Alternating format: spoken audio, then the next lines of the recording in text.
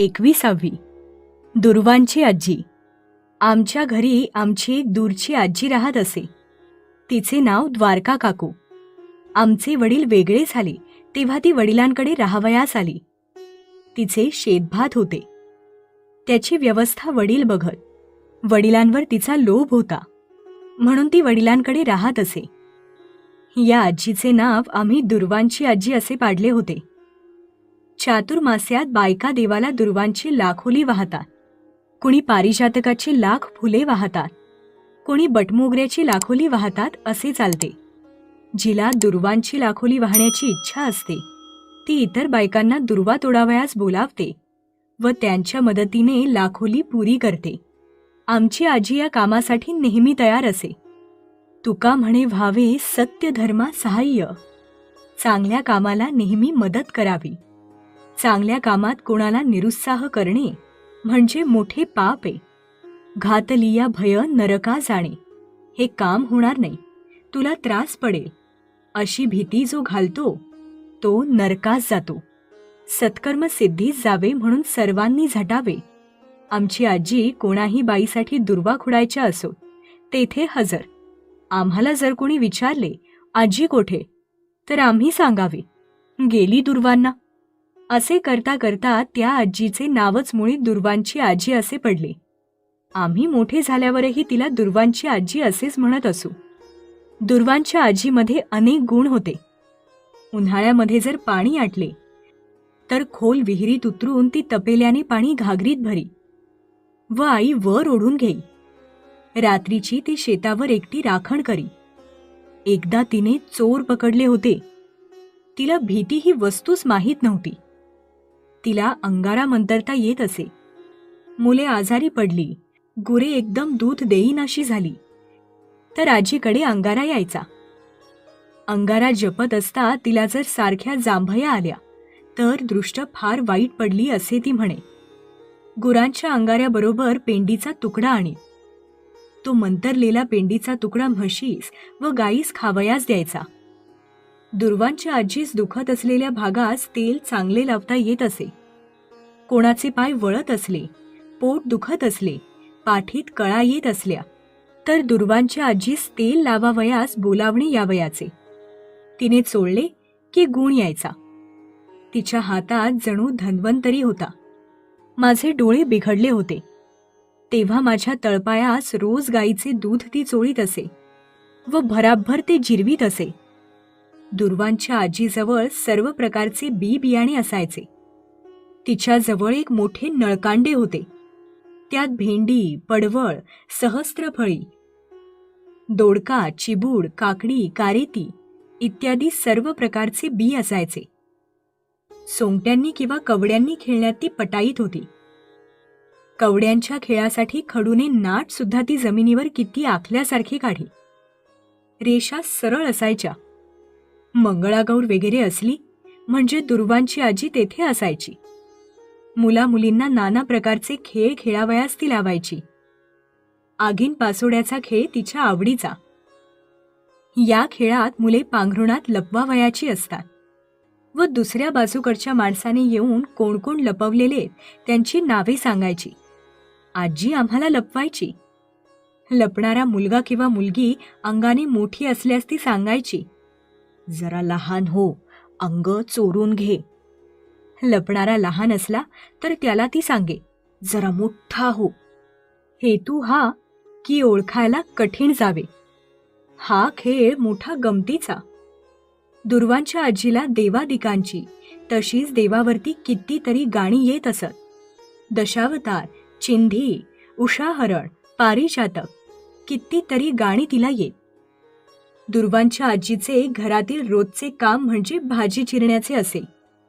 लहान मुले असली तर ती खेळवावयाची, हेही काम असे. त्या दिवशी आमच्या घरी भाजणी करावयाची होती. भाजणी दळताना जड जाते. आजी हात लावील या भरवशावर आईने भाजणी करण्याचे ठरवले होते. परंतु आजी जरा लहरी होती. आदल्या दिवशी तीच म्हणाली होती, उद्या करू हो भाजणी. परंतु उजाडताच आजीला खऱ्यांकडून बोलावणे आले. खऱ्यांकडे आजीचे दूरचे माहेरचे नाते होते. मधून मधून ती त्यांच्याकडे जात असे. बाकी आजी म्हणजे गावाजी होती.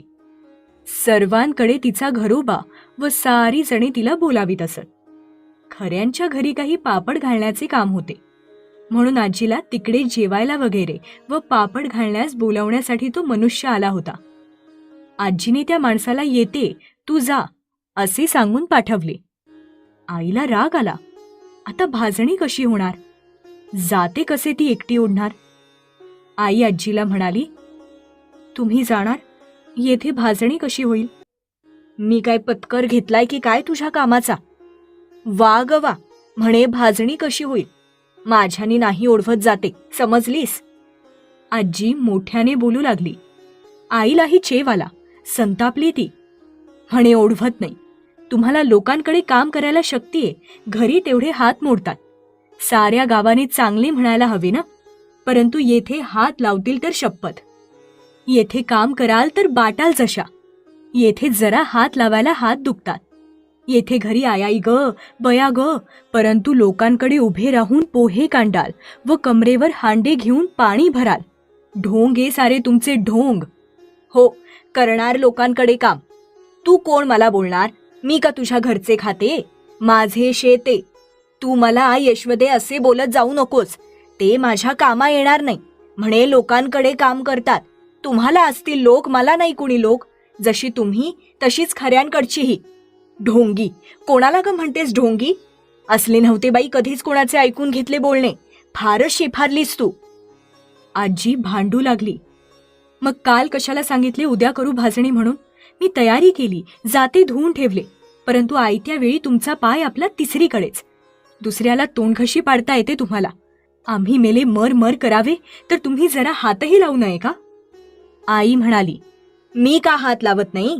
शर्थ आहे बाई तुझ्या बोलण्याची. नाही जात खऱ्यांकडे. हो, तुझ्या डोळ्यात खुपत असेल तर नाही जात. जगाने चांगले म्हणावे म्हणून मी हपापले होय? बाई, तू चांगले म्हण. मित्रांनो, पुष्कळ लोकांचे असे स्वभाव असतात की ते घराबाहेर फार साळसूद असतात.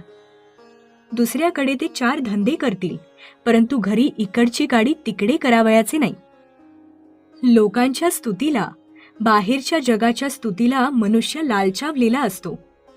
घरच्यांना तळमळत ठेवून तो बाहेरच्यांचे दुवे घेण्यासाठी जात असतो. हे त्याचे करणे प्रेमामुळे नसते, तर स्वार्थामुळे. वाहवा मिळावी म्हणून असते, आणि म्हणून ते त्याज्य होय. माझ्या आईच्या म्हणण्यात बरीच अतिशयोक्ती असली तरी त्यात थोडे तथ्यही होते. आई व आजी यांची भांडणे अशी नेहमी होत असत. ते काही नवीन नव्हते, परंतु ती फार वेळ टिकत नसे. मध्येच आलेले ते वादळ असे. परस्परांच्या मनात जमलेले विष ओकून बाहेर पडे, घाण बाहेर निघून जाई व पुन्हा मने स्वच्छ होत. वादळ येते ते शांत होण्यासाठी येते. रोग येतात ते शरीरातील घाण जाळण्यासाठी येतात, व मरण येते ते पुन्हा जीवनरस देण्यासाठी येते. माझी आई शांत झाली, बोलेनाशी झाली. आजीचे थोडा वेळ सुरूच होते मधून मधून. लोकांकडे म्हणे काम करतात. माझे हात, मी वाटेल तिथे काम करीन. तू कोण माझ्यावर लादणार, सक्ती करणार? तुला का माझा हेवा? मला लोक बोलावतात तर तुला का मस्तर? आईचे तोंड बंद झाले, म्हणून आजीचेही बंद झाले. थोड्या वेळाने आई आजीजवळ गेली व म्हणाली, मी चुकले हो, बोलू नये ते बोलले. तुम्हाला मी कोण बोलणार? तुम्ही किती मोठ्या. परंतु अलीकडे या साऱ्या दगदगीने, काळजीने व दुखण्यानी मी अगदीच वेंगले. मला नाही राहत मग सुमार.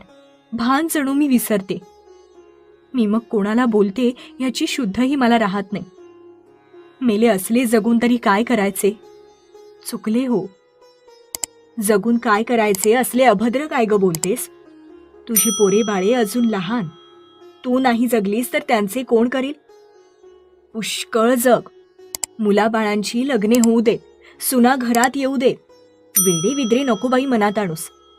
अगं, तू बोललीस म्हणजे मलाही जोर येतो. मागाहून वाईट वाटते.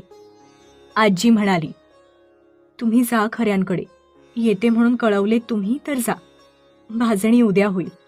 तसेच जाते धुतलेले ठेवले म्हणजे झाले. वरती दुसरे काही दळले नाही की झाले. तुम्हाला आज चहा देते करून, म्हणजे दम नाही लागणार. आज गारवा आहे बाहेर फार. आई गोड बोलली. अलीकडे घरात चहाची पूड असे. कधी कोणी आजारी असले, कोणाला दम लागला तर आई करून देई. आईने दुर्वांच्या आजीला तिचे रामपात्र भरून चहा दिला. आजीचा राग गेला. आजी खऱ्यांकडे जावयास निघाली व जाताना म्हणाली, जाते ग यशवदे, रागाऊ बिगाऊ नकोस हो, मनात धरू नकोस. तुम्हीच नका धरू मनात म्हणजे झाले. कशा झाल्या तरी तुम्ही वयाने मोठ्या. मी तुमच्या सुनेसारखी, लेकीसारखी. माझे बोलणे पोटात घालीत जा. आई म्हणाली. आजी गेली व आई घरकाम करू लागली. मित्रांनो, माझी आई म्हणजे निर्दोष नव्हती. दोष कुणात नाही, चुका कोण करत नाही. निर्दोष फक्त एक परमेश्वर. बाकी सर्वांना चुकांची भूषणेच अंगावर घालून त्या जगन्माऊली समोर जावयाचे. चुका हे मानवाचे भूषण व क्षमा हे देवाचे भूषण. माझी आई चुका करी, पण सावरून घेई. चुका करण्यातच ती ऐट मिरवत नसे.